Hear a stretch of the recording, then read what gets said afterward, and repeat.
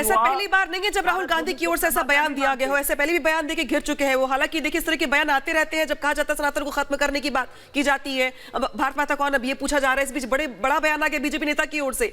रविंद्र रैना ने दरअसल ये कहा है कि राहुल गांधी ने अपराध किया है।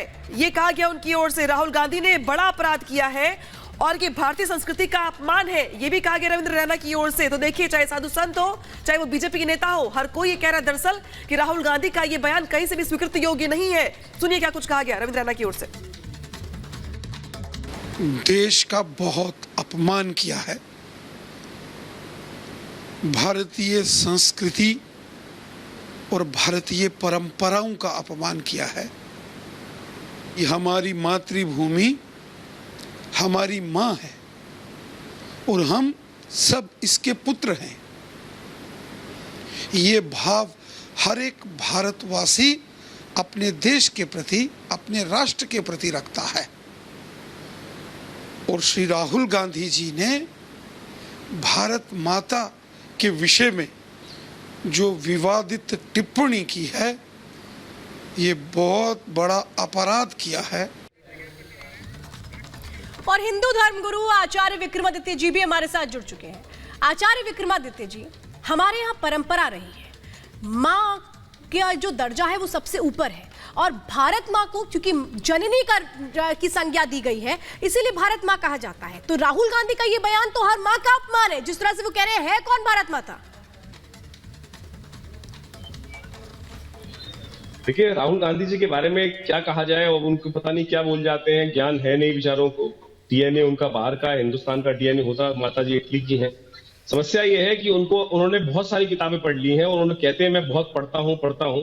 केवल रामायण पढ़ लेते ना, जननी जन्म भूमिश्च स्वर्गादि अपि गरीयसी, मुझे लगता है मूलभूत समस्या समाप्त हो जाती। ये वास्तविक तौर पे उस वंश की परंपरा को निभा कर रहे हैं जो कहते थे I am accidental Hindu.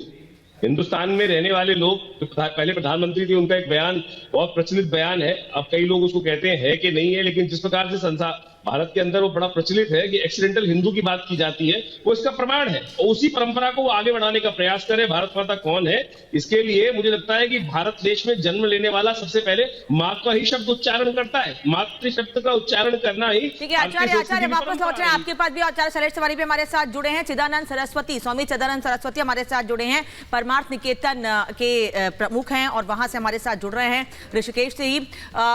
Swami ji, Rahul Gandhi के इस बयान को आप कैसे देखते हैं, जो भारत माता का अपमान भी कर रहे हैं और जनता से पूछ रहे हैं भारत माता कौन है। मुझे लगता है कि देखिए, आज इस पर रिएक्शन भी नहीं बनता। रिएक्शन ही, आज तो रिफ्लेक्शन करने की जरूरत है उनको कि जिस देश में जन्म लिया है, जिस संस्कृति में जन्म लिया है, ये भारत माता कोई भूमि का टुकड़ा नहीं है।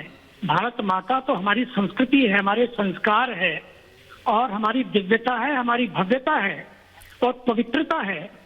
क्योंकि जब संस्कृति का परिचय नहीं होता है, संस्कारों से कोई कनेक्शन नहीं होता है, तब फिर ऐसी बातें आती हैं। मुझे तो लगता है कि केवल किताबों के अध्ययन से नहीं, अब तो समय आ गया है उनको अपने इस कर्मों का भी अध्ययन करना चाहिए कि कर क्या रहे हैं, हो क्या रहा है। आज इसकी आवश्यकता है।